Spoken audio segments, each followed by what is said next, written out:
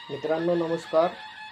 मी किरण प्रकाश झरकर, लेखक, संशोधक आणि शिल्पनिदेशक कोपा, शासकीय औद्योगिक प्रशिक्षण संस्था वाशी, जिल्हा उस्मानाबाद. मित्रांनो, मी आज आपल्यासमोर घेऊन आलेलो आहे व्यवसाय प्रशिक्षण परियोजना 2014 शोध प्रबंधातील वर्तमानपत्रात आलेल्या बातम्यांचा आढावा. मित्रांनो, माझ्या यूट्यूबच्या चॅनलचं नाव आहे किरण झरकर. आपण या चॅनलला सबस्क्राईब करा, लाईक करा, शेअर करा.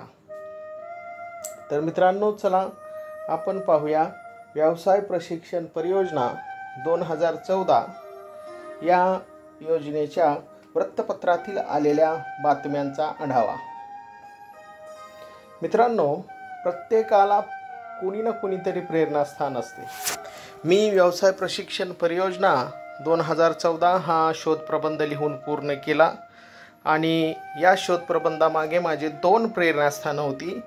त्यापैकी माझं पहिलं प्रेरणास्थान आहे माझे आजोबा स्वातंत्र्य सैनिक देवीदास माधव झरकर. माझे आजोबा सलग 15 वर्ष राष्ट्रगीत व वंदे मातरम म्हटल्यामुळे इंग्रजांचे चाबकाचे फटके खाल्ले आणि भारताला स्वातंत्र्य मिळवून देण्यासाठी प्राणाची बाजी लावली.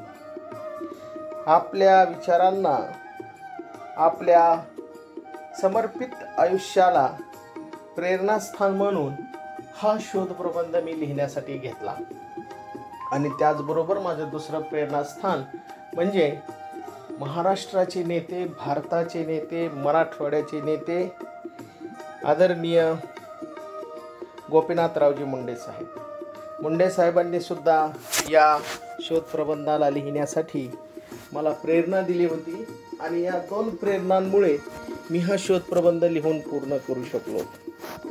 वास्तविक पाहता हा शोधप्रबंध लिहित असताना सन्माननीय गोपीनाथ मुंडे साहेबांनी मला हे सांगितलं होतं की अशी कुठली तरी योजना तयार कर की ज्या योजनेतून गोरगरिबांचं कल्याण होईल. गरिबांना नोकरीसाठी, रोजगारासाठी, व्यवसायासाठी शहरात येण्याची गरज भासणार नाही. जास्तीत जास्त मुलं ही ग्रामीण भागातच नोकरीला लागू शकतील. तर त्यामुळे मी हा शोधप्रबंध लिहायला घेतला आणि हा शोधप्रबंध माननीय गोपीनाथरावजी मुंडे साहेब यांच्या हस्तेच प्रकाशित करायचा होता. मात्र त्यांचं अपघाती निधन झालं आणि हा शोधप्रबंध त्यांच्या हस्ते प्रकाशित होऊ शकला नाही. आणि मित्रांनो, त्यानंतर हा शोधप्रबंध भारतीय जनता पार्टीचे तत्कालीन विधान परिषदेचे विरोधी पक्षनेते, सन्माननीय विधान परिषद सदस्य विनोद तावडे साहेब यांनी केला. मित्रांनो, हा जो व्यवसाय प्रशिक्षण परियोजना हा शोधप्रबंध आहे, हा शोधप्रबंध वेगवेगळ्या वर्तमानपत्रांनी त्याला त्यांच्या वर्तमानपत्रामध्ये प्रसिद्धी दिली. मात्र आज आपण इथे काही निवडक वर्तमानपत्रातील बातम्या पाहणार आहोत. साधारण 200 पेक्षा जास्त बातम्या या व्यवसाय प्रशिक्षण परियोजनेच्या वर्तमानपत्रामध्ये आल्या. वास्तविक पाहता अगदी दिव्य मराठी हे वर्तमानपत्र आहे आणि या वर्तमानपत्रामध्ये 14 सप्टेंबर 2014ला खूप मोठी बातमी आली होती आणि तीच बातमी आज आपण इथं पाहणार आहोत. या बातमीचं टायटल असं होतं की कौशल्य विकासातूनच अच्छेदित. त्याचबरोबर या वर्तमानपत्रातील बातमीचे मुख्य मुद्दे होते उस्मानाबाद शासकीय ITI मधील प्रशिक्षकाने मांडला व्यापक स्वरूपाचा शोधप्रबंध, सूचनांच्या अंमलबजावणीसाठी पाठपुरावा आणि राज्यासह केंद्राकडून अंमलबजावणीची आशा. अशा प्रकारचा या बातमीचा आशय आपल्याला इथे दिसतो. आधारभूत सुविधांसह प्रशिक्षणार्थ्यांच्या सोयीचा समावेश. 30 वर्षापूर्वीच्या नियमानुसार सध्या 40 रुपये विद्यावेतन. सर्व मित्रांना माझी विनंती आहे की हा शोध प्रबंध आपण समजून घेत असताना हा शोध प्रबंध कशासाठी लिहिला, हा शोध प्रबंध लिहिण्याचं कारण काय, तर ग्रामीण भागातले जे प्रशिक्षणार्थी असतात यांच्या ज्या अडचणी आहेत त्या अडचणी ग्रामीण भागातल्या प्रशिक्षणार्थ्यांनी मला सांगितल्या आणि मी त्यांना सांगितलं की मन मोकळेपणाने तुम्ही मला सगळ्या अडचणी सांगा. ते त्यांच्या अडचणी सांगत गेले, मी त्या अडचणी लिहित गेलो, विचार करत गेलो आणि त्यावरची काय उत्तर असू शकतं हे सुद्धा मी शोधत गेलो आणि त्यातूनच हा व्यवसाय प्रशिक्षण परियोजना हा शोध प्रबंध साकारला. मित्रांनो, कौशल्य विकासातूनच अच्छे दिन, त्यावेळी माननीय पंतप्रधान नरेंद्र मोदीजी नुकतेच पंतप्रधान झाले होते. मे महिन्यामध्ये त्यांनी पंतप्रधान पदाची शपथ घेतली होती आणि त्यांनी सांगितलं होतं की अच्छे दिन आने वाले हैं और मोदी लाने वाले हैं. म्हणूनच त्यावेळचा अच्छे दिन नावाचा हा गाजलेला शब्द हा या बातमीतून तुम्हाला प्रतीत होताना दिसतो. या कौशल्य विकासातूनच अच्छे दिन या बातमीचा आपण आता मागोवा घेऊया. या बातमीदाराने खरं तर ही बातमी उपसंपादकांनी लिहिली होती. उपसंपादकांनी साधारणपणे माझ्याशी 3 ते 4 दिवस चर्चा केली आणि त्यातून खूपच सुंदर ही बातमी लिहिली गेली. मी माझ्या आयुष्यात वर्तमानपत्रात आलेल्या ज्या बातम्या पाहिल्या त्यातली ही वर्तमानपत्रातली सर्वात मोठी बातमी होती. महाराष्ट्र लेवलला आलेली ही बातमी आणि दिव्य मराठीसारख्या नावाजलेल्या वर्तमानपत्रामध्ये एका पानामध्ये ही बातमी 75% जागा घेतलेली होती या बातमीने. म्हणजे एका पानावरच्या 75% भागामध्ये ही बातमी आली होती. कारण या बातमीचं महत्त्व दिव्य मराठीला वाटलं. दिव्य मराठीला असं वाटलं की हा शोध प्रबंध अत्यंत महत्त्वाचा आहे आणि ग्रामीण भागातल्या विद्यार्थ्यांना, ग्रामीण भागातल्या लोकांना हा न्याय देणारा आहे. या बातमीमध्ये असं सांगितलं होतं की उस्मानाबाद ITIमधील शिल्पनिदेशक किरण झरकर यांनी हा शोध प्रबंध लिहिलेला आहे. औद्योगिक प्रशिक्षण संस्थेमध्ये साधारणपणे देशामध्ये दरवर्षी 2,500 कोर्सेस चालवले जातात. संसदेत एखादा कायदा करून एखादा कोर्स व्यक्तीला बंधनकारक केल्यास बेरोजगारीचा प्रश्न कमी होईल. तसेच दुर्लक्षित असलेल्या ITIमध्ये काही बदल करून नवयुवकांच्या व्यावसायिक कौशल्याला रुजवल्यास देशात नक्कीच अच्छे दिन येतील, अशा प्रकारचं म्हणणं मी दिव्य मराठीकडे मांडलेलं होतं. मित्रांनो, आपल्याला माहिती आहेच की आपल्या देशामध्ये साधारणपणे 20,000 ITI आहेत. साधारणपणे 10,500 ITI आहेत आणि या 10,500 ITIमधून 20 लाख प्रशिक्षणार्थी दरवर्षी प्रशिक्षण घेत असतात. या आकड्यामध्ये काही थोडंफार कमी जास्त होऊ शकतं, कारण दरवर्षी नवनवीन ITI येत आहेत, काही ITI कमी होत आहेत. तर त्यामुळे हा शोध प्रबंध मी विद्यार्थ्यांचा अभ्यास करून, या विभागाचा अभ्यास करून लिहिला आणि हा शोध प्रबंध योग्य त्या मार्गाने व्यवसाय शिक्षण व प्रशिक्षण संचालनालयाकडे सुपूर्द केला. आणि अगदी जिल्हा ITI पासून, तालुका ITI पासून व्यवसाय शिक्षण व प्रशिक्षण अधिकारी, माननीय त्यावेळेसचे संचालक अशा प्रकारे या शोध प्रबंधाचा प्रवास झाला. या औद्योगिक प्रशिक्षण संस्थेमध्ये किरण झरकर यांनी हा शोध प्रबंध लिहिला. हा 55 पानाचा शोध प्रबंध होता आणि हा मुंबई येथील व्यवसाय शिक्षण व प्रशिक्षण संचालनालयाकडे सुपूर्द केला. आता ह्या ज्या सगळ्या औद्योगिक प्रशिक्षण संस्था येतात या श्रम मंत्रालयाच्या रोजगार व प्रशिक्षण महासंचालनालयामार्फत चालवल्या जातात. आता हा जो ITI नावाचा विभाग आहे हा अतिशय किचकट विभाग आहे. अगदी इंग्रजांच्या काळापासून चालत आलेल्या रूढी, परंपरा आणि कायदे आज देखील या औद्योगिक प्रशिक्षण संस्थेमध्ये चालवले जातात. यामध्ये काळानुरूप बदल होणं आवश्यक आहे, मात्र तसे मोठ्या प्रकारचे बदल झालेले आपल्याला दिसत नाहीत. तर ते बदल झाले पाहिजे आणि रोजगारक्षम प्रशिक्षण देण्यासाठी केंद्र शासनाला ग्रामीण भागातून अगदी ग्रासरूट लेवलला काम करणाऱ्या लोकांनी वेगवेगळ्या प्रकारचे पर्याय सुचवले पाहिजे, योजना सुचवल्या पाहिजे. ITIची प्रबंध व्यवस्था, त्यानंतर कार्यालय रचना कशी असली पाहिजे, कार्यालय ऑटोमेशन झालं पाहिजे, कॉन्फरन्स आणि TV रूम ट्रेनिंग झालं पाहिजे, ऑनलाईन वेब बेस्ड आदी प्रकारच्या सुधारणा यात सुचवलेल्या होत्या. आता यात काही सुधारणा ज्या आहेत त्याला प्रामुख्यानं दिव्य मराठीनं स्थान दिलेलं आपल्याला इथे लक्षात येतं. क्रीडा विकास, क्षमता वृद्धीसाठी हवी समिती, मूलभूत माहिती व्यवस्थापन आणि 5 वर्षापासून केले संशोधन. आता ज्या वेळेला आपण अशा प्रकारचा शोधप्रबंध लिहित असतो त्यावेळेला आपल्याला वर्षानुवर्ष त्या गोष्टीचा, त्या विषयाचा ध्यास घेऊन अभ्यास करावा लागतो. अगदी चिमणी जसं एक एक गवताची काडी आणून घर तयार करते, तसं विद्यार्थ्यांकडून येणारी एक एक समस्या लक्षात घेऊन त्यावरती काय पर्याय असू शकतो अशा प्रकारचा अभ्यास मला करावा लागला. उस्मानाबाद ITIमध्ये काम करत असताना तिथले प्राचार्य, तिथले निदेशक, गटनिदेशक यांनी 5 वर्षात वेगवेगळ्या प्रकारच्या योजना, त्यांचा असणारा अभ्यास मला सांगितला. काही योजना ह्या खूप जुन्या झालेल्या होत्या. त्या जुन्या योजनांमुळे विद्यार्थ्यांना तशा प्रकारचा फायदा मिळत नाही, तर त्या योजनांचं नूतनीकरण करणं आवश्यक होतं. राज्य शासनाने मंत्रिमंडळात या शोधप्रबंधात केलेल्या सूचना जर मान्य केल्या तर या विभागाला एक नवीन अशा प्रकारची झालर लागेल आणि हा विभाग परत एकदा आधुनिकतेच्या मार्गाने मार्गक्रमण करेल, असे या शोधप्रबंधाचे मुख्य आशास्थान होतं. आता यामध्ये क्षमता वृद्धीसाठी हवी समिती हा अतिशय महत्त्वाचा भाग होता.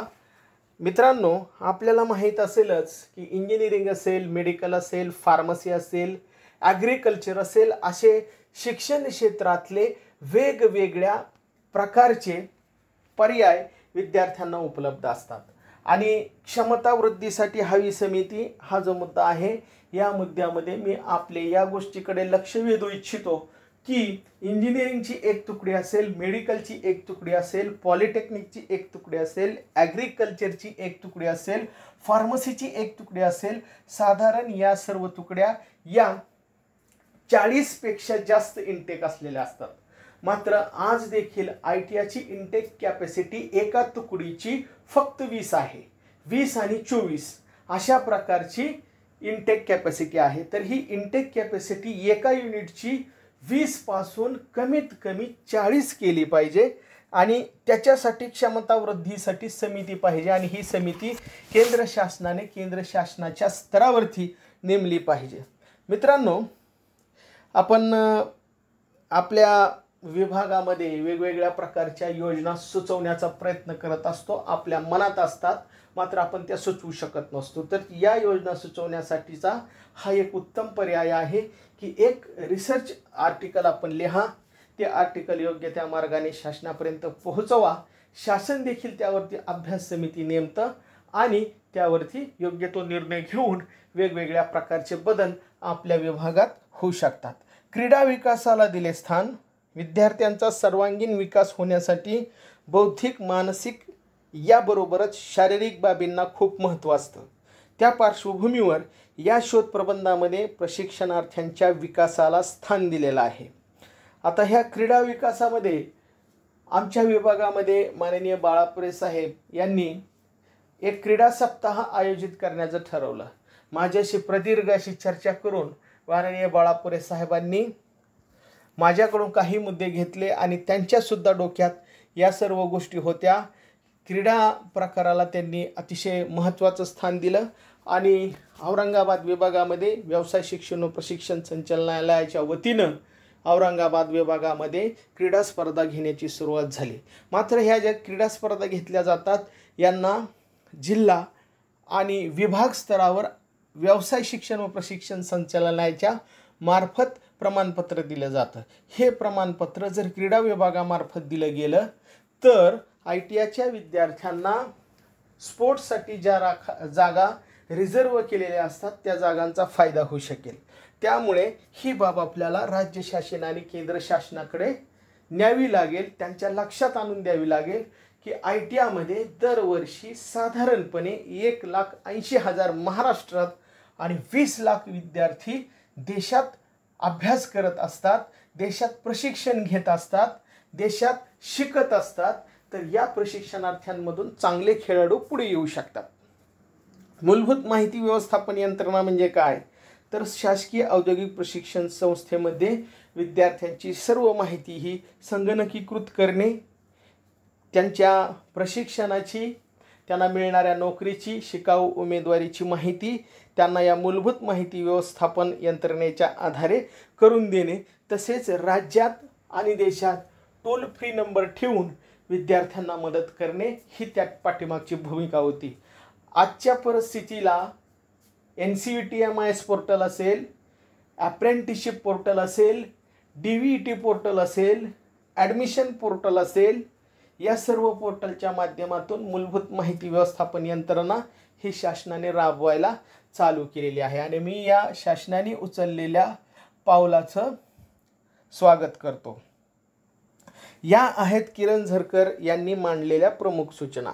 दिव्य मराठीच्या बातमीमधल्या ज्या प्रमुख सूचना मी मांडलेल्या होत्या त्या त्यांनी घेतल्या. विद्यावेतन शिष्यवृत्ती वाढवा ही पहिली मागणी होती.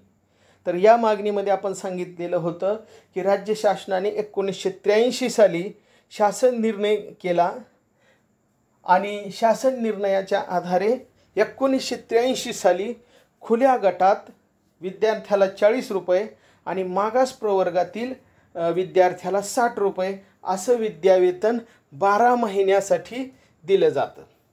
तर हे जे विद्यावेतन आहे हे विद्यावेतन 1983 पासून यामध्ये कुठल्याही प्रकारची वाढ झालेली नाही. आजच्या परिस्थितीला 40 रुपये आणि 60 रुपये दर महिना विद्यावेतन मिळतं, म्हणजेच 12 महिन्याचं 480 रुपये खुल्या गटासाठी आणि 720 रुपये वार्षिक मागास प्रवर्गासाठी विद्यावेतन मिळतं. आपल्या सर्वांच्या लक्षात येत असेल की हे विद्यावेतन अतिशय तुटपुंज आहे आणि हे विद्यावेतन वाढलं पाहिजे. हे विद्यावेतन वाढून कमीत कमी खुल्या प्रवर्गासाठी दरमहा 1,000 आणि मागास प्रवर्गासाठी 1,500 रुपये झालं पाहिजे अशी त्यावेळेला आम्ही मागणी केलेली होती आणि विद्यार्थ्यांची ही प्रमुख मागणी होती आणि यामुळे ITIचा खूप मोठ्या प्रमाणावर फायदा होणार होता. जर अशा प्रकारचं विद्यावेतन दिलं गेलं वाढ करून तर प्रशिक्षणार्थ्यांची गळती थांबली असती. प्रशिक्षणार्थ्यांनी या मिळणाऱ्या त्यांना विद्यावेतनाच्या आधारे अजून चांगल्या प्रकारचं प्रशिक्षण घेऊ शकले असते. मित्रांनो, शिष्यवृत्ती हा सुद्धा एक महत्त्वाचा भाग आहे. पॉलिटेक्निक असेल, इंजिनिअरिंग असेल, मेडिकल असेल, इथे शिष्यवृत्ती ही 10,000पेक्षा जास्त दिली जाते. 2014 साली आम्ही जेव्हा शिष्यवृत्तीचा अभ्यास केला होता त्यावेळेला इंजिनिअरिंगला साधारण 18,000 आणि पॉलिटेक्निकला साधारण 12,000पेक्षा जास्त शिष्यवृत्ती होती. मात्र ITIला फक्त 2,000पेक्षा सुद्धा कमी शिष्यवृत्ती मिळत होती. आता एवढी कमी शिष्यवृत्ती मिळत असल्यामुळे फार कमी मुलं ही शिष्यवृत्तीसाठी अर्ज करत होती. कारण त्यावेळेला उत्पन्नाचा दाखला, जातीचं प्रमाणपत्र, जातीचं व्हॅलिडिटी प्रमाणपत्र अशा प्रकारची कागदपत्र मिळवण्यासाठी, डोमेशियल असेल अशा प्रकारची कागदपत्र मिळवण्यासाठीच 1,000-2,000 रुपयाचा खर्च होत होता. त्यामुळं प्रशिक्षणार्थी विद्यार्थी हे ITIचे जे होते ते अशा प्रकारचा फॉर्मसुद्धा भरायला नको म्हणत होते आणि त्यामुळे लाभार्थ्यांची संख्या पॉलिटेक्निक असेल, इंजिनिअरिंग असेल यांच्या तुलनेत फारच कमी होती. इथं आपल्याला एक महत्त्वाचा भाग लक्षात घ्यावा लागेल की पॉलिटेक्निक, इंजिनिअरिंग, मेडिकल या क्षेत्रात जाणाऱ्या विद्यार्थ्यांचे पालक हे साधारणपणे सधन असतात. 80% पालक हे सधन असतात.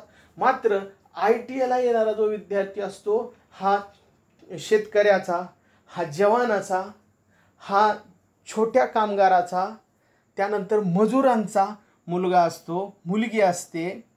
त्यामुळे या विद्यार्थ्यांना शिष्यवृत्ती आणि विद्यावेतन वाढ होणं आवश्यक आहे. त्यामुळे त्यांचं शिक्षण प्रभावीपणे होऊ शकेल. या पुढचा मुद्दा होता कॉमन किचन सुविधा व धान्य पुरवा. ITIतले विद्यार्थी हे फार गरीब विद्यार्थी असतात. त्यांना 1 महिन्याची मेस लावणं सुद्धा फार कठीण जातं. आपल्याला सर्वांना ठाऊक असेल, जे ITIला निदेशक आहेत, शिकवत आहेत, त्यांना माहीत आहे की या विद्यार्थ्यांच्या कशा आणि किती अडचणी असतात. कुठल्याही शिल्पनिदेशकाला तुम्ही जर विचारलं, कुठल्याही प्राचार्याला जर तुम्ही विचारलं की एक 25 किलोमीटरवरून येणारा मुलगा जर इथे राहत असेल तर तो मेस लावू शकतो का, तर तो मुलगा मेस लावत नाही. तो घरून पीठ आणतो, धान्य आणतो आणि तो तिथे स्वयंपाक करून जेवण करत असतो. तर त्याला कधी कधी अशा प्रकारचं धान्यसुद्धा मिळत नाही, फार अडचण असते. अशा वेळी शिक्षण अर्धवट सोडावं लागतं. त्यामुळं अशा प्रकारचं शिक्षण अर्धवट त्यानं सोडू नये म्हणून कॉमन किचन सुविधा व धान्य पुरवा अशी मागणी आम्ही त्यावेळेला शासनाकडे केली होती. या ITIमध्ये बऱ्याच ठिकाणी वसतिगृह आहेत, तर त्या ठिकाणी कॉमन किचनची योजना राबवायची. तिथे प्रशिक्षणार्थ्यांना भांडे असतील, स्वच्छ पाणी असेल किंवा गॅस असेल, इंधन असेल ते पुरवायचं मोफत आणि प्रशिक्षणार्थ्यांनी तिथे तो स्वयंपाक करून जेवणाची व्यवस्था करायची. अशा प्रकारचा हा महत्त्वाचा मुद्दा होता. प्रशिक्षणार्थी गट स्थापन करावा, सेल्फ हेल्प ग्रुप असं आपण याला म्हणतो. ITIमध्ये वेगवेगळ्या प्रकारचे कोर्सेस विद्यार्थ्यांचे होतात. साधारण 1 वर्ष, 2 वर्ष व 3 वर्षाचे कोर्सेस ITIमध्ये राबवले जातात आणि थोडक्या कालावधीमध्येच त्या विद्यार्थ्याला पुढे अप्रेंटिसशिपसाठी तो विद्यार्थी जातो आणि अप्रेंटिसशिपसाठी सुद्धा 1 वर्ष आणि 2 वर्षाचा कालावधी विद्यार्थ्याला लागतो. अप्रेंटिसशिपच्या कालावधीमध्ये त्याला विद्यावेतन मिळतं. तर या विद्यावेतनामधून विद्यार्थ्यांचे गट तयार करायचे. साधारण ते विद्यार्थी कुठे राहतात, कोणत्या तालुक्यातले आहेत, कोणत्या जिल्ह्यातले आहेत, कोणत्या व्यवसायाचे आहेत, त्याप्रमाणे त्यांचे गट तयार करायचे आणि त्यांचे गट तयार करून बँकेत त्यांचं सेल्फ हेल्प ग्रुपचं म्हणजेच महिला बचत गटासारखंच त्यांचं खातं उघडायचं आणि त्या खात्यामध्ये त्यांचं 1 वर्ष जर अप्रेंटिसशिप असेल तर साधारण 12 महिने सेव्हिंग करायचं. प्रत्येक विद्यार्थ्यांनी महिना 1000, 20 विद्यार्थ्यांचा ग्रुप असेल तर महिना 20,000 रुपये त्यांची बँकेत जमा होतात. म्हणजे वर्षाला 2,40,000 रुपये त्यांचे जमा होतात. बँकेकडून अर्थसहाय्य घ्यायचं आणि आपला उद्योग ग्रामीण भागामध्ये सुरू करायचा आणि या 20 लोकांनी मिळून सुरू केलेल्या उद्योगामध्ये डायरेक्ट इनडायरेक्ट परत 100 लोकांना रोजगार उपलब्ध होतो. म्हणजेच एकूण 120 लोकांना या योजनेतून रोजगार उपलब्ध होऊ शकतो. आता बऱ्याच जणांना वाटतं की ही जी संकल्पना आहे ही ग्रासरूट लेवलला चालेल का, तर ही योजना फार महत्त्वाची आहे. ही ग्रासरूट लेवलला चालू शकते. शिल्पनिदेशकांनी जर त्यावरती मॉनिटरिंग केलं, ITIने जर त्याला सपोर्ट केलं तर नक्कीच ग्रामीण भागामध्ये वेगवेगळ्या प्रकारचे उद्योग चालू होतील. कॉन्फरन्स रूमची व्यवस्था, कॉन्फरन्स रूमची सोय करा. आता सध्याच्या काळामध्ये अशा प्रकारची सुविधा शासनाने प्रत्येक ITIमध्ये केलेली आहे. संगणक संच प्रत्येक ITIला पुरवलेले आहेत. जिल्हा ITIला कॉन्फरन्स रूमसाठी अनुदान दिलेलं आहे.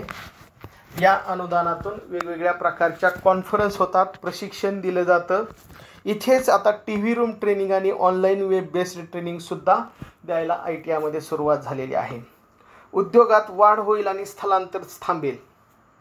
या व्यवसाय प्रशिक्षण परियोजनेचा अत्यंत महत्त्वाचा मूलमंत्र होता की उद्योगात वाढ होईल, स्थलांतर थांबेल आणि कार्यक्षमतेने प्रशिक्षण होईल.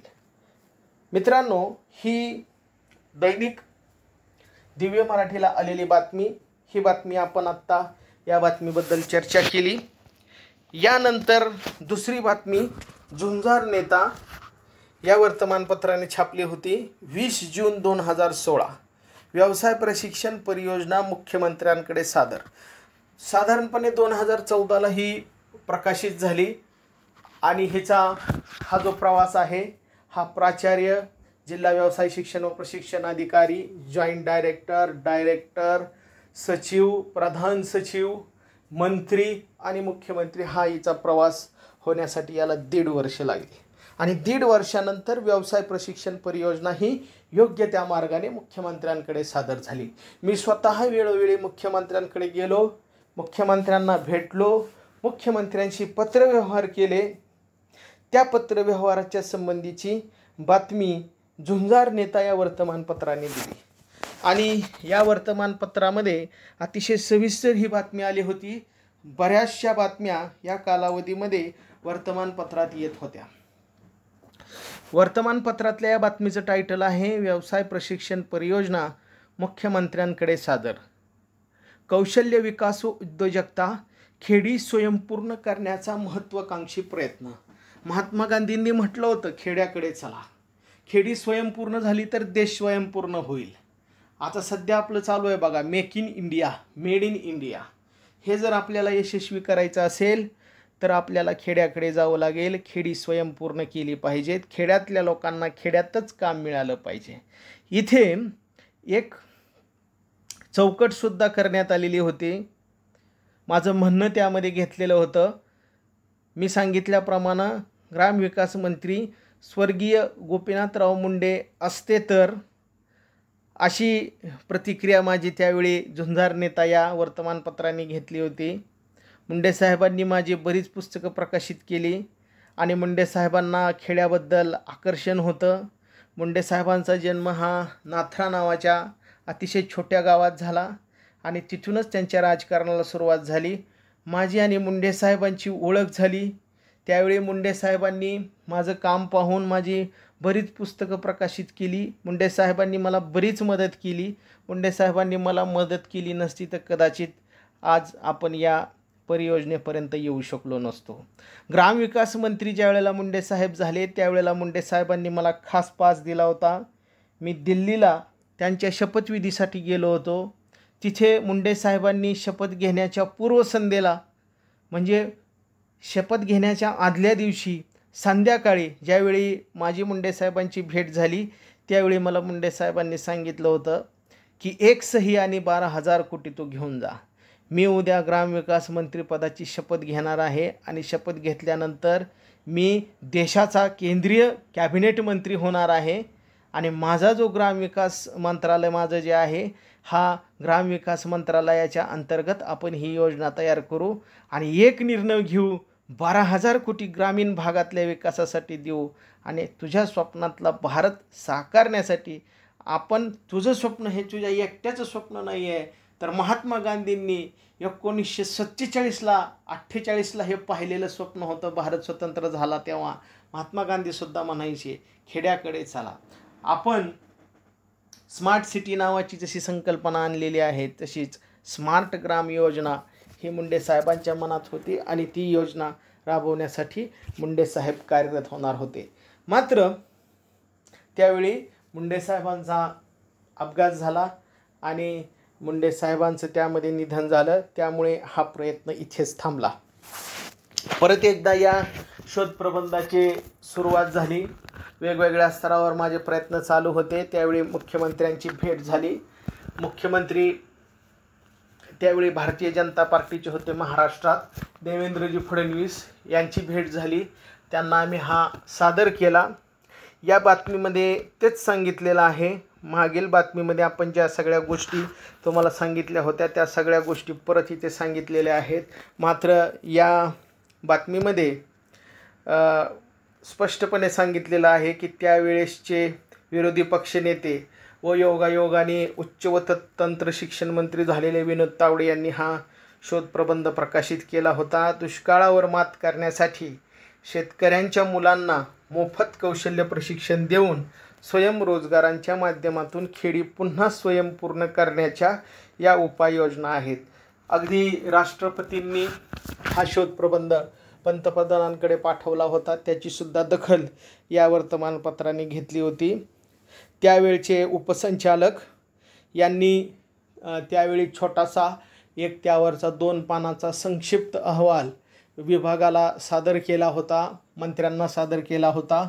मात्र आपण त्याच्यावरती आणखी अभ्यास करून मोठा अभ्यासपूर्ण अहवाल मागून घ्यावा अशी मी विनंती मुख्यमंत्र्यांकडे केली होती आणि मुख्यमंत्र्यांनी ती विनंती मान्य केली होती.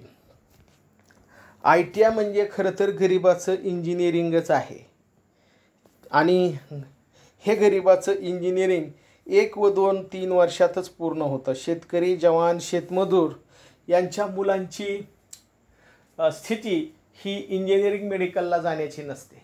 त्यामुळे ते लगेच ITआयत घालतात आणि ITआयत प्रवेश घेतल्यानंतर 1-2 वर्षात त्यांना नोकरी प्राप्त होते. इथे परत एकदा तो महत्त्वाचा मुद्दा घेतला होता की 7 मे 1983 रोजी कायदा करून महाराष्ट्र शासनाने ITआयतल्या विद्यार्थ्यांना विद्यावेतन दिलेलं आहे.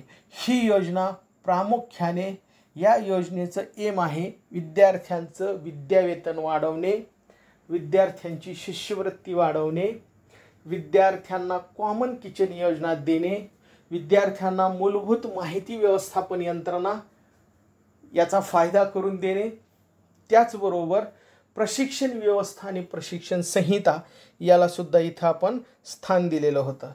त्याचप्रमाणे ITआयला आपण प्रशिक्षण घेत असताना ITआयला साधारणपणे ॲडमिशन घेतल्यानंतर आपल्याला 600 रुपयांच्या अनामत रकमेसह अभियांत्रिकी मशीन गटासाठी 1550 व बिगर अभियांत्रिकी गटासाठी 1350 व बिगर अभियांत्रिकीसाठी 1150 अशा प्रकारचं शुल्क भरावं लागतं. यामध्ये मशीन गट आहे आणि नॉन मशीन गट आहे. अशा प्रकारे आपल्याला तिथे पैसे भरावे लागतात ITआयत, त्याशिवाय आपल्याला प्रवेश घेता येत नाही. त्याचबरोबर वसतिगृहासाठी 1200 रुपये शुल्क आहे व 1000 रुपये अनामत रक्कम आहे. आणि परीक्षा फी ही सर्वसाधारण विद्यार्थ्यासाठी 550 रुपये आणि ज्याचा विषय राहिलेला आहे म्हणजे जुना पास झालेला आहे अशा मुलासाठी 650 रुपये परीक्षा फी आहे. तर हे विद्यार्थी अत्यंत गरीब असतात, त्यामुळे या विद्यार्थ्यांकडून कोणत्याही प्रकारचं शुल्क आकारू नये अशा प्रकारची सूचना आम्ही या शोधप्रबंधामध्ये केली होती. बऱ्याच लोकांना असं वाटलं होतं की कोणत्या प्रकारचं शुल्क न आकारता मोफत प्रशिक्षण देणं हे आजच्या काळामध्ये शासनाला परवडण्यासारखं आहे का. तर त्यावरती या लोकांनी खोलवर जाऊन विचार केलेला नसतो. अशा प्रकारचा जे लोक विचार करतात त्यांनी या योजनेचा आणि शासनाचा सुद्धा खोलवर जाऊन विचार केलेला नसतो. मुळातच शिक्षण, आरोग्य ह्या गोष्टी अशा आहेत, ह्या गोष्टी शासनाने दुबळ्या लोकांसाठी, गरीब लोकांसाठी मोफत उपलब्ध करून द्यायच्या आहेत. इन्फ्रास्ट्रक्चर असेल, शिक्षण असेल, आरोग्य असेल, माहिती तंत्रज्ञान असेल, अशा प्रकारच्या सगळ्या गोष्टी शासनाने या जनतेसाठी मोफत उपलब्ध करून द्यायच्या आहेत. आणि ITआयमध्ये फार गरीब विद्यार्थी शिकत असतात, त्यामुळे आपण आता 1ली ते 10वी प्रशिक्षण 100% मोफत देतो. तिथं कुठं पैसे घेतो का आपण? 11वी 12वीला पैसे घेतो का आपण? अगदी 30 रुपये, 40 रुपये, 50 रुपये फी असते शासनाची. आणि जे शासनाचे कॉलेजेस आहेत तिथं फी नसते. अगदी पॉलिटेक्निक असेल, इंजिनिअरिंग असेल, शासनाची फी फार कमी आहे. माझं म्हणणं आहे आणि सर्व विद्यार्थ्यांचं देखील हेच म्हणणं होतं की ITआयला प्रवेश घेत असताना ITआयचा प्रवेश मोफत करा, परीक्षा फी घेऊ नका. ITआयचे पैसे असे जमून किती जमणार आहेत? 25-30 कोटी, 50 कोटी, ह्याच्यापेक्षा जास्त रक्कम जमा होत नाही. त्यामुळे शासनाने दाट टोकरून पोट भरण्यासारखं असल्यामुळं आम्ही इथं शासनाला सुचवलं होतं की शासनाला लोकप्रिय योजना राबवण्यासाठी अशा प्रकारची घोषणा करता आली असती की ITआय हा पूर्णपणे मोफत आहे. आता यामध्ये वेगवेगळ्या प्रकारची क्षणचित्रसुद्धा त्यांनी सांगितलेली होती. हे आपण पाठीमागच्या सुद्धा ह्याच्यामध्ये पाहिलेली आहेत. या पुढची बातमी पुण्यनगरी. पुण्यनगरीने हा विषय खूप मोठा असल्यामुळं साधारणपणे देशासाठी 12,000 कोटी लागतात आणि राज्यासाठी 900 कोटी लागतात. देशासाठी दुसऱ्या वर्षापासून 6,000 कोटी आणि राज्यासाठी दुसऱ्या वर्षीपासून 500 कोटी रुपये लागणारी ही अशी महत्त्वाकांक्षी योजना आहे. आणि या योजनेमध्ये शासन लक्ष घालत आहे. त्यामुळे पुण्यनगरीने भाग 1, भाग 2, भाग 3 आणि भाग 4 अशा 4 भागामध्ये ही बातमी लावली होती. आणि यातला भाग पहिला बातमीचा लावला होता. बार्शीतील किरण झरकर यांच्या शोध प्रबंधाची राष्ट्रपतींनी घेतली दखल. मी जो शोधप्रबंध लिहिला तो शोधप्रबंध लिहिल्यानंतर मी शासकीय कर्मचारी असल्यामुळं हा शोधप्रबंध योग्य त्या मार्गाने शासनाकडे दिला. हा योग्य त्या मार्गाने शासनाकडे दिल्यानंतर मी याची एक कॉपी राष्ट्रपतींना पाठवली. राष्ट्रपतींना हा शोधप्रबंध आवडला. ग्रामीण भागातून अशा प्रकारच्या शोधांचा सुधारणांचा शोधप्रबंध राष्ट्रपतीपर्यंत पोचला याचा त्यांना देखील आनंद झाला. त्यांनी मला शुभेच्छा संदेश पाठवला की आपण जो शोधप्रबंध लिहिलेला आहे हा शोधप्रबंध चांगला आहे, आम्हाला तो मिळाला आणि हा आम्ही कार्यवाहीसाठी पंतप्रधानांकडे आणि संबंधित विभागाकडे पाठवत आहोत. अशा प्रकारचं लेखी पत्र माननीय राष्ट्रपती यांच्याकडून मला मिळालं आणि या योजनेचा खरा प्रवास तिथून सुरू झाला. राष्ट्रपतींनी या शोधप्रबंधाची घेतलेली जी दखल होती त्यामुळे प्रत्येक स्तरावरती मला प्रेरणा मिळत होती, मदत होत होती की या शोधप्रबंधाला पुढे नेण्यासाठी. आणि इथे स्वर्गीय गोपीनाथ मुंडे यांच्याकडून प्रेरणा हा सुद्धा इथे मुद्दा त्यांनी घेतलेला होता. वैद्यकीय इंजिनिअरिंग, पॉलिटेक्निक, डिप्लोमा यांसारख्या महागड्या अभ्यासक्रमांच्या शिक्षण व्यवस्थेत खरं तर जी गरिबांची शिक्षण व्यवस्था आहे, गरिबांचं इंजिनिअरिंग आहे, त्या औद्योगिक प्रशिक्षण संस्थेत लाखो लोक प्रशिक्षण घेत असतात. मात्र तिथे सुद्धा प्रशिक्षणार्थ्यांना फीस भरावी लागते, परीक्षा फी भरावी लागते, लायब्ररी फी सुद्धा भरावी लागते, अगदी संगणक वापरण्याची फी भरावी लागते. अशा प्रकारचं मूल्य शासनाला भरावं लागतं. त्यावेळचे जे पंतप्रधान होते आणि आत्ताचे सुद्धा जे पंतप्रधान आहेत त्यांचं भारत देशाला स्किल्ड करण्याचं जे स्वप्न होतं ते पूर्ण करण्यासाठी हा शोधप्रबंध म्हणजे एक मोठा हातभारच आहे. अशा प्रकारची बातमी दैनिक पुण्यनगरीने प्रकाशित केली होती. रोजगारासाठी आशेचा किरण, माझं नाव किरण असल्यामुळे त्यावेळी बातमीचे उपसंपादक आणि बातमीचे पत्रकार उमेश पवार यांनी तशा प्रकारची बातमी लावली होती की रोजगारासाठी आशेचा किरण. मी हे जे संशोधन केलेलं आहे त्यामुळे त्यांनीही अशा प्रकारची बातमी लावलेली होती. पंतप्रधान मोदी सत्तेवर आल्यानंतर लाल किल्ल्यावरून त्यांनी मेक इन इंडियाचा नारा दिला होता की आपण देशामध्ये आता मेक इन इंडिया करू. त्याचबरोबर स्मार्ट सिटीबरोबर आता स्मार्ट व्हिलेजेस करू, स्मार्ट ग्राम योजना करू.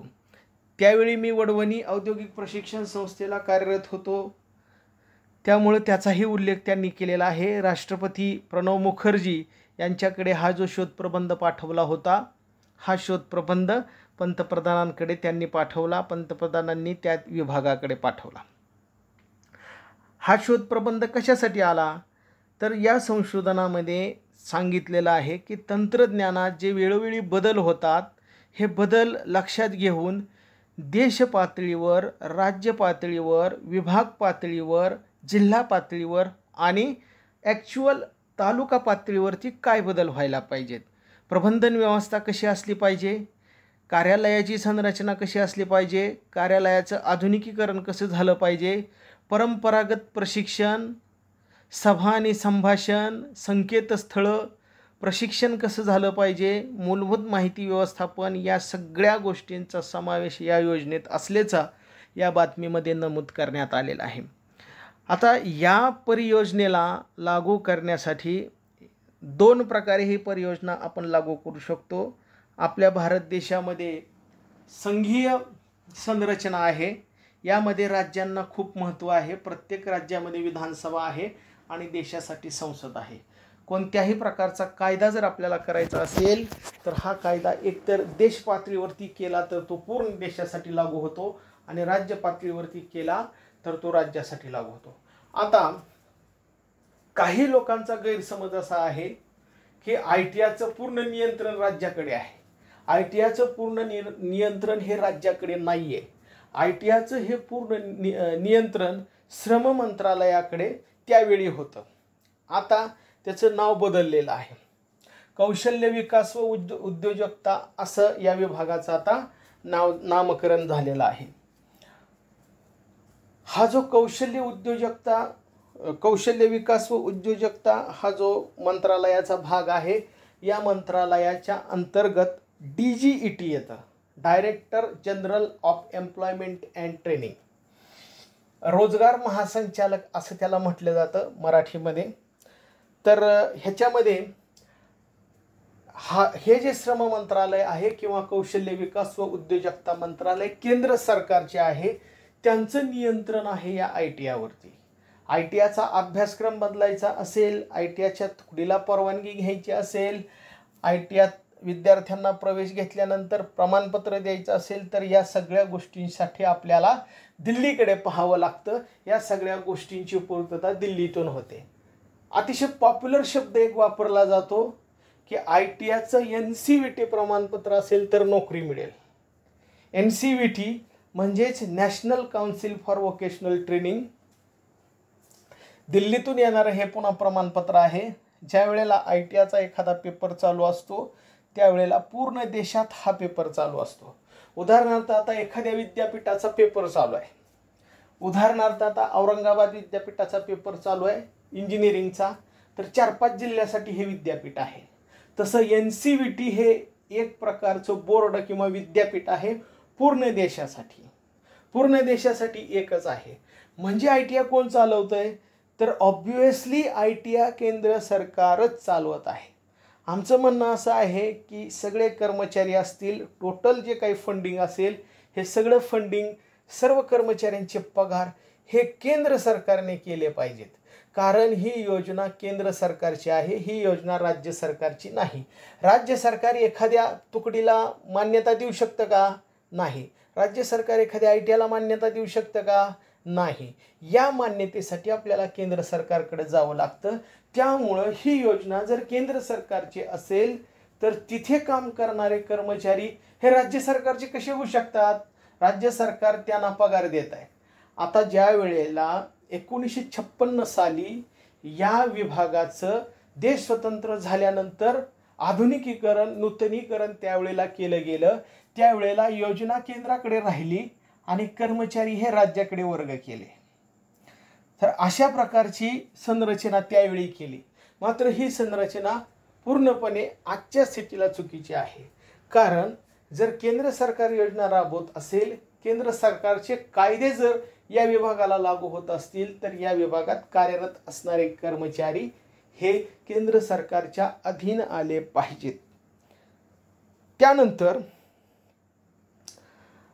महाराष्ट्र राज्यामध्ये सर्व शिक्षा अभियान, माहिती अधिकार, जलयुक्त शिवार अशा महत्त्वपूर्ण योजना आणि कायदे हे महाराष्ट्रात प्रथम झाले. आणि महाराष्ट्रात लागू झाल्यानंतर यांचं चांगलं आउटपुट येत आहे असं दिसल्यानंतर केंद्र सरकारने सुद्धा ते काही बदल करून अडॉप्ट केले, राबवले आणि पूर्ण देशासाठी ह्या सगळ्या गोष्टी, योजना आणि कायदे हे दिशादर्शक ठरले. तसं आम्ही महाराष्ट्र शासनाकडे विनंती केली होती की मुख्यमंत्री कौशल्य विकास व उद्योजकता योजना आणा आणि कौशल्य विकास व उद्योजकता कायदा तयार करा राज्यासाठी आणि या कायद्याचा ड्राफ्ट केंद्र सरकारला पाठवा. तर त्यावेळी तशा प्रकारे मदत झाली. यानंतरचा दैनिक पुण्यनगरीचा भाग क्रमांक 2 होता, रोजगारासाठी आशेचा किरण भाग 2. या भागामध्ये इथे सांगितलेलं होतं की माझा सुद्धा जन्म एका छोट्या शहरामध्ये झालेला आहे. माझं मूळ गाव सुद्धा खूप लहान आहे. माझे आजोबा मागे सांगितल्याप्रमाणे स्वातंत्र्य सैनिक होते. अगदी देशभक्तीचा वसा माझ्या 2-3 पिढ्यामध्ये रक्तातच असल्यामुळं आपलं काम करत राहायचं. आजच्या स्थितीला वेगवेगळ्या खेड्यामध्ये माझ्यासारखे खूप तरुण असतात. त्यांच्याकडे खूप कल्पनाशक्ती असते. देशासाठी काहीतरी करण्याची त्यांची इच्छा असते. ते त्यासाठी धडपडत असतात, परंतु त्यांना संधी मिळालेली नसते. आर्थिक अडचणी असतात. मला सुद्धा हा शोध प्रबंध प्रकाशित करताना आणि एवढा सगळा प्रयत्न करताना खूप मोठ्या आर्थिक अडचणींना सामोरं जावं लागलं. पण मी कुणाचीही मदत न घेता स्वतःच्या पगारातून हा सर्व खर्च करून ही योजना राबविण्यासाठी शासनाकडे प्रामाणिकपणे प्रयत्न केला. कोणत्याही प्रकारची जाहिरातबाजीचं कौशल्य माझ्याकडे त्यावेळी नव्हतं की कशा प्रकारची जाहिरात करायची. या सर्व गोष्टींवरती मात करून मी हा माझा शोधप्रबंध वेगवेगळ्या टप्प्यावर पुढे सरकवत होतो. त्याचप्रमाणे या सगळ्या गोष्टीवर जसं मी मात करत होतो तसंच ITIच्या विद्यार्थ्यांना सुद्धा अशा प्रकारेच या गोष्टींवरती मात करावी लागते. त्यामुळे कौशल्य विकास परियोजना शासनानं कार्यान्वित केल्यास ग्रामीण भागातल्या प्रशिक्षणार्थ्यांच्या अंगी असलेलं कौशल्य हे पुढे येईल. आता सध्या वेगवेगळ्या प्रकारची उपकरणं छोटी छोटी ITIचे विद्यार्थी बनवत आहेत. पहा, आता एक उपकरण असंच एका ITIच्या विद्यार्थ्याने बनवलं. आपण हाताने सॅनिटायझरचं बटन दाबतो आणि हातामध्ये घेतो आणि हाताला लावतो. त्यावेळी आपला हाताचा स्पर्श त्या डब्याला होऊ शकतो, सॅनिटायझरच्या डब्याला होऊ शकतो. त्यामुळे पायाने बटन दाबायचं असं एक स्टँड तयार केलं ITIच्या विद्यार्थ्यांनी आणि आपल्या हातात सॅनिटायझर पडेल, म्हणजे बाटलीला कोणत्याही प्रकारचा स्पर्श होणार नाही. अशा छोट्या छोट्या गोष्टी एका विद्यार्थ्यांनी, काही विद्यार्थ्यांच्या ग्रुपने एक रोबोट तयार केला. हा रोबोट कोरोनाच्या पेशंटचं जे वार्ड आहे तिथे कोरोनाच्या पेशंटच्या वार्डामध्ये अन्न वगैरे औषधं घेऊन जाण्यासाठी उपयोगात येतो. म्हणजे माणूस प्रत्यक्षात न जाता रोबोट जातो. त्यामुळे कोरोनाचा होणारा जो जंतू संसर्ग आहे तो रोखला जातो. अशा ITIचे विद्यार्थी वेगवेगळ्या प्रकारचं संशोधन करू लागलेले आहेत आणि करत आहेत. आता ही जी योजना आहे त्यासाठी सुमारे 870 कोटी म्हणजेच अंदाजे 900 कोटी लागणार आहेत. केंद्र शासनाचा शिकाऊ उमेदवारी कायदा 1961 हा सर्व शासकीय, निमशासकीय व खाजगी आस्थापनांना लागू आहे. आता या कायद्याबद्दलची माहिती, या कायद्याबद्दलची प्रसिद्धी आणि या कायद्याबद्दलचं अवेअरनेस प्रत्येक शासकीय कार्यालयात, निमशासकीय कार्यालयात आणि खाजगी आस्थापनांमध्ये करणं आवश्यक आहे. कारण त्यांना माहिती नसतं की हा शिकाऊ उमेदवारी कायदा काय आहे. 10 किंवा 10पेक्षा जास्त जिथे कर्मचारी आहेत तिथे हा कायदा लागू होतो. आणि सर्वात अगोदर शासनाच्या ज्या काही आस्थापना आहेत किंवा शासनाच्या अधीनस्थ कंपन्यांच्या ज्या आस्थापना आहेत तिथे हा कायदा काटेकोरपणे या कायद्याची अंमलबजावणी झाली पाहिजे, यासाठीची आमची मागणी आहे. शासनाच्या रिक्त जागा भरतील, तरुण प्रशिक्षणार्थ्यांना मानधन मिळेल, परिणामी बेरोजगार युवकांना काम मिळेल आणि शासनाचा पूर्णवेळ कर्मचारी नेमण्याचा पैसा इथे वाचेल. बेरोजगार तरुणांसाठी धडपडणाऱ्या ध्येयवादी झरकर यांनी शोधप्रबंधासाठी परिस्थिती नसताना लाखो रुपये खर्ची घातले आहेत. स्वर्गीय गोपीनाथ मुंडे यांची प्रेरणा व त्यांचे सहकारी मित्र संतोष ठोंगे यांच्या सहकार्याने मंत्रालयापर्यंत, सचिवालयापर्यंत हा माझा लढा सुरू असल्याचं पत्रकारांना जाणवलं. त्याप्रमाणे त्यांनी या बातमीमध्ये तशा प्रकारचं वृत्त दिलेलं आहे. खऱ्या अर्थानं अच्छे दिन येतील जर ही योजना राबवली तर, असं या बातमीचा फायनल आशयसुद्धा इथे सांगितलेला आहे. दैनिक पुण्यनगरी दिनांक 22 जुलै 2016 भाग 3. युवकांच्या कौशल्य विकासाला प्रबंधामुळे बळ मिळेल. ग्रामीण भागातील तरुणांसाठी ही जी योजना आहे ही योजना मुद्देसूद लिहिलेली आहे. या मुद्देसूद लिहिलेल्या योजनेचा केंद्राने अभ्यास करावा, त्रुटी शोधून काढाव्या, त्या भरून काढण्यासाठी उपाययोजना कराव्या. गुजरात, तामिळनाडू सारख्या औद्योगिक प्रशिक्षण संस्था कशा चालतात, कशा प्रकारे तिथे या संस्थांचा विकास केलेला आहे, विद्यार्थ्यांना कशा प्रकारे सुविधा दिल्या जात आहेत, तिथे लक्ष केंद्रित केले पाहिजे. आणि परत एकदा इथे सांगितलेलं आहे की 1983च्या कायद्याप्रमाणे 40 रुपये आणि मागास प्रवर्गासाठी 60 रुपये असं जे अत्यल्प विद्यावेतन दिलं जातं, हे विद्यावेतन वाढवून 1000 आणि 1500 अनुक्रमिक केलं पाहिजे. पंतप्रधान नरेंद्र मोदी यांचं स्वप्न आहे की भारताला डिजिटल इंडिया करायचं. तर डिजिटल इंडिया करण्यासाठी विद्यार्थ्यांच्या भवितव्याचा विचार करून तशा प्रकारच्या योजना आखणं आवश्यक आहे. इथं माझे मित्र व मंत्री दुग्ध विकास व पशुसंवर्धन मंत्री महादेव जानकर यांनी सुद्धा शासन दरबारी हा शोध प्रबंध लागू करण्यासाठी वेगवेगळ्या प्रकारचा प्रयत्न केला. त्याचबरोबर शासन दरबारी आमदार उमरग्याचे आमदार ज्ञानराज चौगुले, आमदार करमाळ्याचे आमदार माननीय नारायणरावजी पाटील, माजी मंत्री तथा त्यावेळेसचे उस्मानाबादचे आमदार राणा जगजितसिंह पाटील यांनी विशेष प्रयत्न हा शोध प्रबंध महाराष्ट्र राज्यात व केंद्र सरकारकडे लागू होण्यासाठी त्यावेळी केला. त्यावेळी अतिशय महत्त्वाचं सहकार्य मला यांच्याकडून लाभलं. विधानसभेत, विधान परिषदेत यांच्यामुळे या योजनेवरती लागू करण्यासाठी त्यांनी आवाज उठवला आणि विद्यार्थ्यांच्या समस्या विधानसभेत, विधान परिषदेत मांडल्या. यापुढची बातमी 22 जुलै 2016 दैनिक पुण्यनगरी. खेडी स्मार्ट झाल्यास अर्थव्यवस्था मजबूत होईल, अशा आशयाचं टायटल भाग 4 मध्ये दैनिक पुण्यनगरीने दिलं होतं. हा याचं आउटपुट आहे. व्यवसाय प्रशिक्षण परियोजना राज्यात आणि देशात लागू झाल्यानंतर काय होईल, तर स्मार्ट होतील खेडी, अर्थव्यवस्था खेड्यातली मजबूत होईल, हे या बातमीमध्ये सांगितलेलं आहे.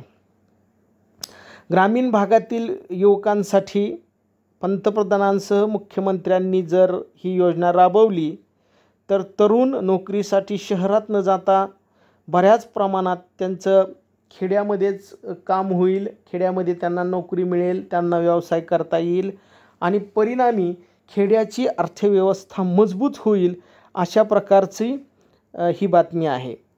आता खेड्यामध्ये उद्योग कसे चालू होतील, तर आपल्या महाराष्ट्रामध्ये सुरू झालेली महिला बचत गटाची योजना पूर्ण भारतामध्ये हळूहळू तिचं नेटवर्क पसरलं, जाळं पसरलं.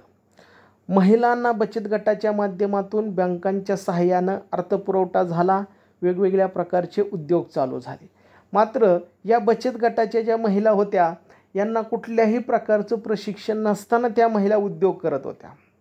तर त्याच धर्तीवर ही संकल्पना सेल्फ हेल्प ग्रुपची आहे, म्हणजेच स्वयंसहायता गट.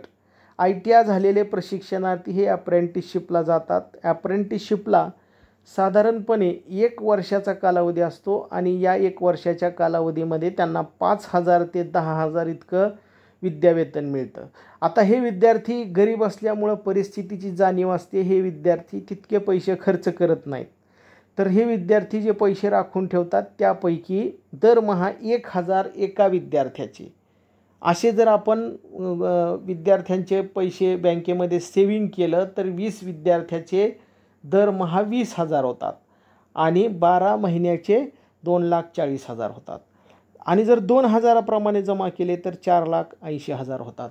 म्हणजे साधारणतः 2.5 लाख ते 5 लाखापर्यंत विद्यार्थी सेविंग करू शकतात 1 वर्षामध्ये. 20 विद्यार्थ्यांचा ग्रुप केला तर या पैशातून ते उद्योग चालू करू शकतात. त्याचबरोबर या सेविंगच्या आधारे बँक त्यांना महिला बचत गटाला जसं कर्ज दिलं जातं तसं कर्ज या बचत गटाला सुद्धा देऊ शकते. सध्याचे जे नियम आहेत त्या नियमामध्ये कोणत्याही प्रकारचा बदल न करता मुद्रा योजना असेल, त्यानंतर कौशल्य विकासाच्या योजना असतील, त्यानंतर DICच्या योजना असतील, वित्त विकास महामंडळे असतील, या सगळ्यांच्या माध्यमातून अशा प्रकारच्या सेल्फ हेल्प ग्रुपना आपण मदत करू शकतो.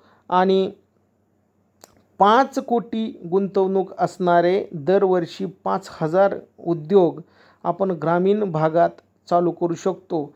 अशा प्रकारचं काम आपल्याला या परियोजनेच्या माध्यमातून करता येऊ शकतं. हा जो शोध प्रबंध आहे हा नव्या स्वप्नाचा, संशोधनाचा, नवनव्या योजनांचा असा हा शोध प्रबंध आहे. आणि नरेंद्र मोदी ज्या वेळेला आपले 2014 साठी पंतप्रधान झाले पहिल्या वेळी, त्यावेळी त्यांच्याकडे सुद्धा अनेक प्रकारच्या नव्या नव्या योजना होत्या, नवीन स्वप्न होती. तशा प्रकारे पंतप्रधान ते झाले होते. त्यामुळे या तरुण संशोधकाचं म्हणणं ते ऐकतील आणि 20 लाख प्रशिक्षणार्थ्यांना न्याय देतील, अशा प्रकारची ही बातमी होती. आणि याच्यामध्ये एक अत्यंत महत्त्वाचा भाग होता की मिस कॉलवर नोकरी मिळाली पाहिजे, मिस कॉलवर प्रशिक्षण मिळालं पाहिजे, मिस कॉलवर उद्योगाची माहिती मिळाली पाहिजे. अगदी शासनाला टोल फ्री नंबरवर कॉल करायचा आणि तिथून माहिती घ्यायची आणि त्या माहितीच्या आधारे प्रशिक्षण, नोकरी, शिकाऊ उमेदवारी आणि उद्योग ह्या सर्व क्षेत्रामध्ये आपल्याला काम करता येऊ शकतं, अशा प्रकारचं सुतोवाच या शोधप्रबंधामध्ये केलेलं होतं.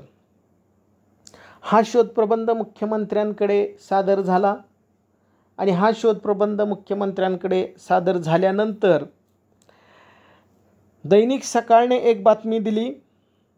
या बातमीमध्ये परत आत्तापर्यंत सांगितलेल्या सगळ्या गोष्टी आल्या होत्या. या बातमीमध्ये त्यांनी असं सांगितलं होतं की राज्यात 417 ITIमधून दरवर्षी 2 लाख प्रशिक्षणार्थी प्रशिक्षण घेतात.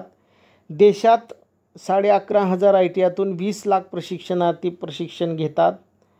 त्याचबरोबर पंतप्रधानांचा कौशल्य विकासावर भर देण्याचा मानस आहे. राष्ट्रपतींनी शिफारस करून हा शोधप्रबंध पंतप्रधानांकडे पाठवलेला आहे. त्याचबरोबर आता नवीन परत एकदा वस्तुस्थितीदर्शक अहवाल मागवलेला आहे आणि त्यावेळी 2016ला मराठवाडा आणि विदर्भ इथे खूप मोठा दुष्काळ पडलेला होता आणि ऐन दुष्काळामध्ये विभागाने परीक्षा फीज वाढवलेली होती.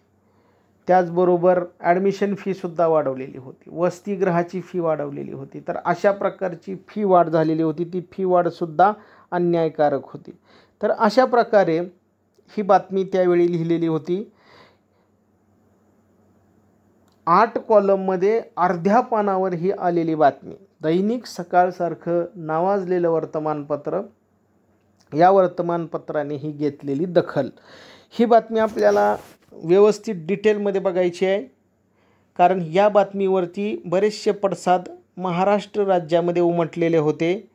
या बातमीमध्ये अभय दिवाणजी यांनी सांगितलं होतं की कौशल्य विकास योजनेअंतर्गत खेडी स्मार्ट करण्याच्या दृष्टिकोनातून ग्रामीण भागातील युवकांना रोजगार मिळवून देण्याच्या उद्देशाने बार्शी येथील किरण झरकर या तरुणाने राष्ट्रपतीकडे सादर केलेल्या शोधप्रबंधास पंतप्रधानांमार्फत तो कौशल्य विकास विभागाकडे पाठवण्यात आला. हा प्रस्ताव विचाराधीन आहे आणि त्यांना हे अगदी म्हणजे मी त्यावेळी वडवणी ITIला नोकरीला होतो तरीसुद्धा त्यांनी सोलापूर बार्शीमधून ही बातमी टाकली, कारण वेगवेगळ्या वर्तमानपत्रात ह्या बातम्या येत होत्या. हा शोधप्रबंध गाजत होता. या शोधप्रबंधाला वेगवेगळे पुरस्कार मिळत होते, वेगवेगळ्या ठिकाणी कार्यक्रम होत होते, वेगवेगळे आमदार खासदार त्यावरती प्रतिक्रिया देत होते. त्यामुळे ही बातमी त्यावेळेला अभय दिवाणजी त्यावेळेसचे उपसंपादक सकाळ माध्यमाचे, त्यांनी माझ्याकडून पूर्ण माहिती घेतली आणि ही बातमी दिली. त्यावेळी पंतप्रधान नरेंद्र मोदी यांनी स्टार्टअप व मेक इन इंडियाचा नारा दिला होता. या माध्यमातून आपल्याला देशामध्ये मोठ्या प्रकारचं परिवर्तन आणायचे असं सांगितलं होतं. देशातील तरुणांना कौशल्य विकासातून उद्योजकतेकडे वळवण्याचं आवाहनसुद्धा त्यांनी केलं होतं आणि हे आवाहन करत असतानाच हा आलेला शोधप्रबंध हा त्यांच्या आवाहनाशी मिळता जुळता होता. त्यामुळे ग्रामीण भागात उद्योगाचं जाळं उभा करण्यासाठी हा शोधप्रबंध अत्यंत महत्त्वाचा असल्यामुळं सकाळ वृत्तपत्रानं त्यांची सामाजिक बांधिलकी जपण्यासाठी त्यांनी स्वतः राज्य शासनाकडे आणि केंद्र शासनाकडे याचा पाठपुरावा करण्यासाठी मदत करण्याचं मला आश्वासन दिलं आणि तशा प्रकारची मदत मला झालीसुद्धा. वर्तमानपत्र काय करू शकतं याचा अनुभव मला आला. चांगलं काम करत असताना अनेक चांगले लोकसुद्धा आपल्याला भेटत असतात आणि अभय दिवाणजींच्या माध्यमातून मला अगदी या योजनेसाठी खूप महत्त्वाचा व्यक्ती भेटला आणि त्यांनी ही योजना डायरेक्ट मुख्यमंत्र्यांच्या कानावर घातली. त्यावेळेचे प्रधान सचिव होते त्यांच्यासुद्धा कानावर घातली आणि इथून या योजनेला वेग आला. या योजनेमध्ये कायद्यातील तरतुदींचा आराखडा तयार करण्यात आलेला होता. तंत्रज्ञानामध्ये वेळोवेळी बदल होत असतात. आपले जे कायदे आहेत हे बरेचसे कायदे इंग्रजकालीन आहेत. या कायद्यांमध्ये बदल झाला पाहिजे आणि हा बदल होत असताना देश पातळीवर व राज्य पातळीवर ज्या सूचना आहेत त्या सुचवण्यात आल्या होत्या. आता इथे परत त्या सूचना सगळ्या सांगितलेल्या होत्या की विद्यावेतन आणि शिष्यवृत्तीमध्ये वाढ झाली पाहिजे. कॉमन किचन योजना असेल, स्वयंसहायता गट असेल, मूलभूत माहिती व्यवस्थापन यंत्रणा असेल, प्रशिक्षण व्यवस्था असेल, सरकारी कार्यालयात शिकाऊ उमेदवारी असेल, नोकरी असेल, तसेच उद्योगांसाठीचे कायदे असतील, या सगळ्या गोष्टींचा अवलंब करण्यासाठीचा हा शोधप्रबंध असल्याचं या बातमीमध्ये नमूद केलेलं होतं. त्याचप्रमाणे ही बातमी देत असताना त्यावेळेसचे तत्कालीन संचालक दयानंद मेश्राम साहेब, व्यवसाय शिक्षण व प्रशिक्षण संचालनालय मुंबई यांचीसुद्धा या वर्तमानपत्राने प्रतिक्रिया घेतलेली होती आणि त्यांनी प्रतिक्रिया दिली होती, केंद्र सरकारकडून शोधप्रबंधावर विचार करण्यासाठीचा प्रस्ताव आलेला आहे. योजनेत सुधारणा करण्याचा अधिकार केंद्राचाच आहे. तरीही प्रबंधात सुचवलेल्या नव्या योजनाबाबत आमच्या समितीच्या बैठकीत त्या किती सोयीच्या आहेत हे पाहून निश्चित सकारात्मक विचार करू, अशा प्रकारची प्रतिक्रिया त्यावेळेसचे तत्कालीन संचालक यांनी दिली होती. आणि त्याप्रमाणे विधानसभेमध्ये त्यावेळी माननीय आमदार करमाळ्याचे नारायणआबा पाटील, त्याचबरोबर उमरग्याचे आमदार ज्ञानराज चौगुले, माननीय आमदार राणादादा पाटील, त्याचबरोबर माजलगावचे सुद्धा आमदार, या बऱ्याच लोकांनी, तसेच प्रणितीताई शिंदे सोलापूरच्या आमदार यांनीसुद्धा यावरती प्रश्न तारांकित उठवलेले होते आणि विद्यार्थ्यांचं विद्यावेतन वाढलं पाहिजे, अशा प्रकारची नवीन योजना आणली पाहिजे यासाठी प्रश्न केले होते. त्यामुळे माझ्या परियोजनेवरती अभ्यास करण्यासाठी पुणे येथील व्यवसाय शिक्षण व प्रशिक्षण संचालनालयाचे विभागीय कार्यालय व तेथील जॉईंट डायरेक्टर यांच्या नियंत्रणाखाली पुणे विभागातील ITयांचा अभ्यास करण्यासाठी समिती नेमण्यात आलेली होती. माझीसुद्धा प्रतिक्रिया इथे घेतली होती आणि मी प्रतिक्रिया दिली होती की मुख्यमंत्री कौशल्य विकास परियोजनेसाठी शोधप्रबंध सादर केलेला आहे राज्य शासनाकडे आणि प्रधानमंत्री कौशल्य विकास परियोजनेसाठी हा शोधप्रबंध केंद्र सरकारकडे सादर केलेला आहे. तरुणांना रोजगार मिळून ग्रामीण भागाचा कायापालट होईल. सर्व शिक्षा अभियान, माहिती अधिकार, जलयुक्त शिवार सारख्या महत्त्वपूर्ण योजनांमध्ये महाराष्ट्र देशाला दिशादर्शक ठरले. तसंच या योजनेच्या माध्यमातून सुद्धा राज्याला दिशा देण्याची संधी मिळेल व राज्य केंद्राला सुद्धा दिशा देऊ शकेल, अशा प्रकारची प्रतिक्रिया मी दिलेली होती. यानंतर तातडीने संचालक असतील आणि प्रधान सचिव असतील यांच्या स्तरावरती सूत्रहल्ली आणि कौशल्य परियोजनेबाबत सकारात्मक विचार करण्याचा प्रधान सचिव त्यावेळेसचे दीपक कपूर यांनी तातडीने अभ्यास करण्याचे आदेश दिले. सकाळचं सुद्धा दीपक कपूर साहेबांनी विशेष अभिनंदन केलं. स्मार्ट खेडी, तरुणांना गावातच रोजगार अशा बाबी श्री झरकर यांच्या शोधप्रबंधात असल्याचे सकाळमधील बातमीतून समजताच प्रधान सचिव श्री कपूर यांनी त्याची तातडीने दखल घेतली. श्री झरकर यांनी केलेल्या कष्टाची चीज करण्याची हमीसुद्धा दिली. सकाळने एका चांगल्या व सकारात्मक विषयाला प्रसिद्धी दिल्याबद्दल अभय देवांजींचं सकाळचं सुद्धा त्यांनी अभिनंदन केलं. आणि साधारणपणे इथून या परियोजनेला गती मिळाली. बार्शी येथील किरण झरकर यांनी ही जी योजना सादर केलेली होती, ही योजना प्रधान सचिवांपर्यंत पोहोचली.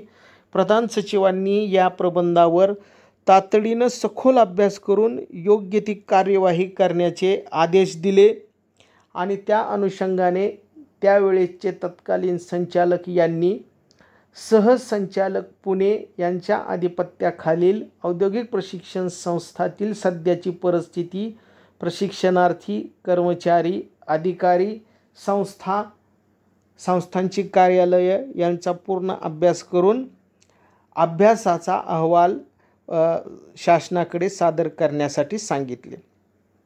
त्याचबरोबर ग्रामीण भागातला एक निदेशक धडपड करून शोधप्रबंध सादर करतोय, त्याचं कौतुकसुद्धा वाटत असल्याचं प्रधान सचिव दीपक कपूर यांनी सांगितलं.